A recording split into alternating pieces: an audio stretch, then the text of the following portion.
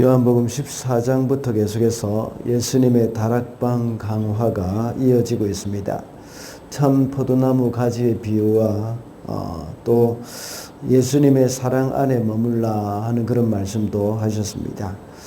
그리고 예수께서 아버지의 계명을 지킨 것처럼 제자들도 역시 예수님의 계명을 지키라고 말씀을 하셨습니다. 계명을 지키는 자는 주님의 사랑 안에 머물게 되고 기쁨이 충만하게 되며 주님의 친구가 될 수 있다고 했습니다. 오늘 본문에서는 세상이 예수님의 제자들을 핍박하게 될 것을 말씀하고 있습니다. 그렇지만 성령님이 예수님을 증언하시는 것과 같이 제자들도 역시 예수님을 증언해야 함을 말씀하고 있습니다. 세상 사람들이 예수님의 제자들을 박해하는 이유는 제자들이 이 세상에 속한 사람이 아니기 때문이라고 했습니다. 그렇다면 제자들은 어디에 속한 자들일까요? 오늘 본문 19절에 보면 예수께서 그들을 세상에서 가려 뽑아냈다고 말씀하고 있습니다. 이 말씀을 볼 때 제자들은 이 세상에 속한 자들이 아니라 예수께 속한 자들이라는 말입니다. 제자들이 예수께 속한 자들이 되었기 때문에 세상으로부터 미움을 받게 된다고 말씀하고 있습니다. 이런 사람들은 예수님과 같이 낮아져야 하며 또 이 땅에 살아갈 동안 여전히 세상으로부터 박해를 받지만 복음을 전하며 살아야 한다는 말씀을 하고 있습니다. 그래서 오늘은 예수께 속한 사람이라는 제목으로 말씀을 살펴보겠습니다. 첫째로 예수께 속한 사람은 세상에서 미움을 당하게 되어 있습니다. 19절입니다. 너희가 세상에 속하여 있다면 세상이 너희를 자기 것으로 여겨 사랑할 것이다. 그러나 너희는 세상에 속하지 않았고 오히려 내가 너희를 세상에서 가려 뽑아냈으므로 세상이 너희를 미워하는 것이다.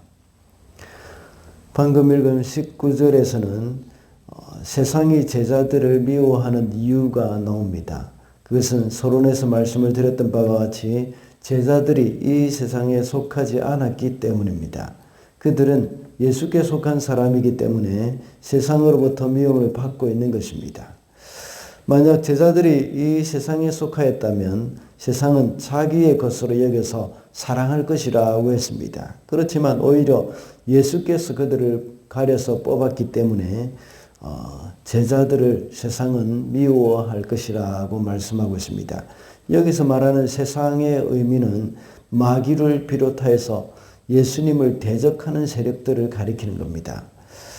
오늘날도 역시 악한 사탄이 존재하는 이상 적 그리스도가 있습니다.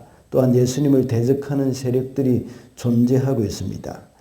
이들은 여전히 교회를 대적하고 있고 교회를 무너뜨리려고 갖은 수단과 방법을 다 사용하고 있습니다. 성도는 본래 사단의 지배 아래에서 어둠의 세상으로부터 예수님에 의해서 가려 뽑힌 사람들입니다.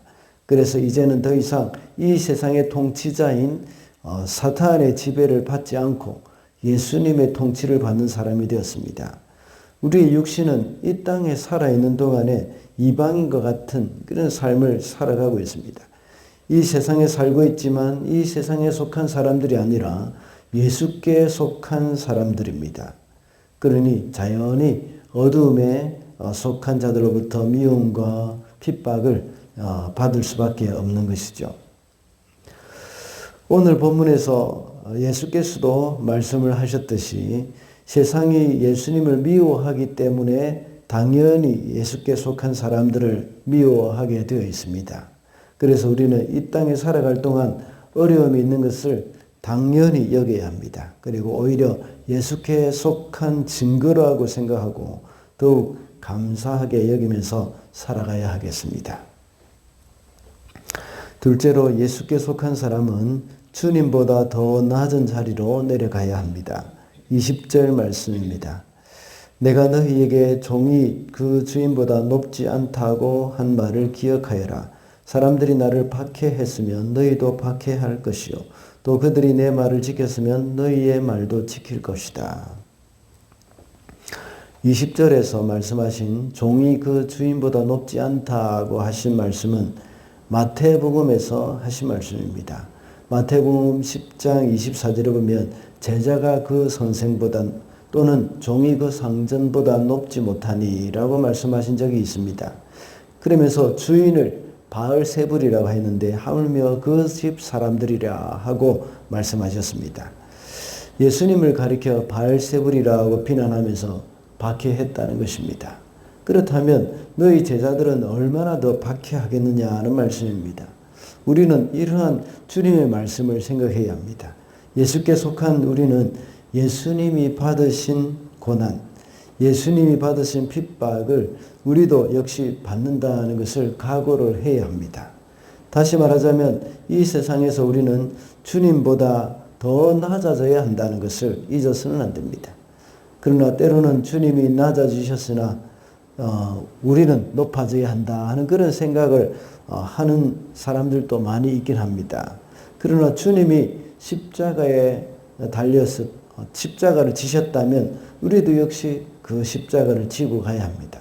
주님이 섬기는 삶을 사셨다면 우리는 더욱 섬기면서 종의 모습으로 살아가야 하는 것이 맞습니다. 그러나 우리는 남이 나를 대접해 주지 않는다고 마음이 상하는 일도 있죠. 다른 사람들이 나의 지위에 합당하게 대우해 주지 않는다고 해서 서운해하면서 자존심을 상해하는 사람들도 있습니다. 그러나 이 세상은 주님에게 말할 수 없는 핍박을 가한 곳입니다. 이것을 생각할 때에 우리는 이 땅에서 대접받기를 기대해서는 안 됩니다. 오히려 사람들이 나를 무시하고 함부로 대할 때 우리도 주님처럼 낮아지게 되는 기회라고 생각을 해야 합니다. 그래서 우리도 역시 기뻐하고 즐거워해야 합니다. 사도행전 5장 41절을 보면 사도들은 그의 이름을 위하여 능력받는 일에 합당한 자로 여기심을 기뻐하면서 공의 앞을 떠나니라 라고 기록되어 있습니다.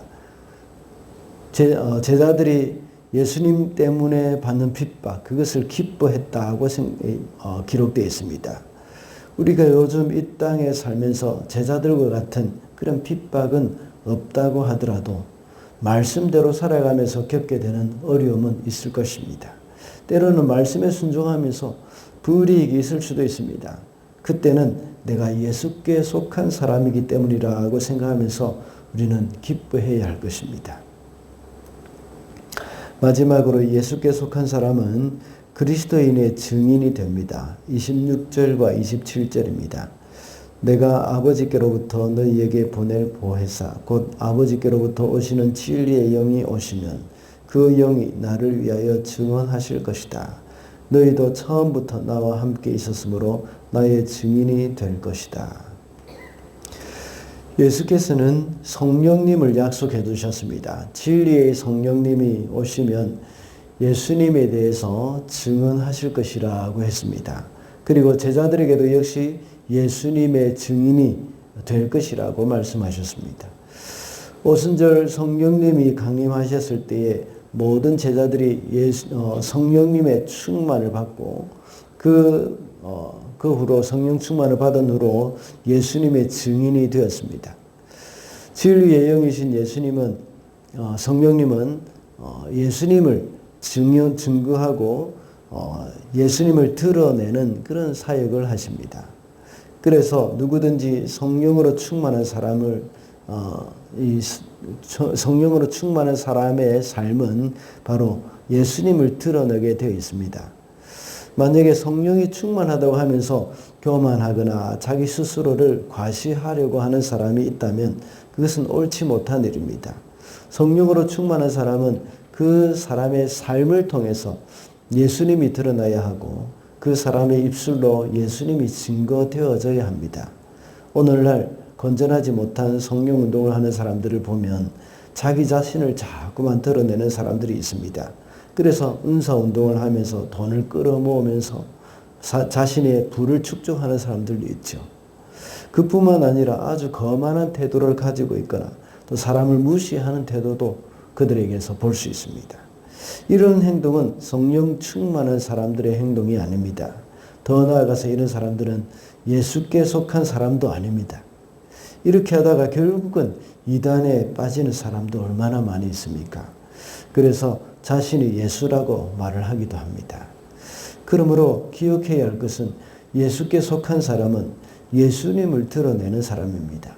우리 속에 있는 옛자가 죽고 우리 삶을 통해서 주님이 드러나는 사람이 되는 것입니다.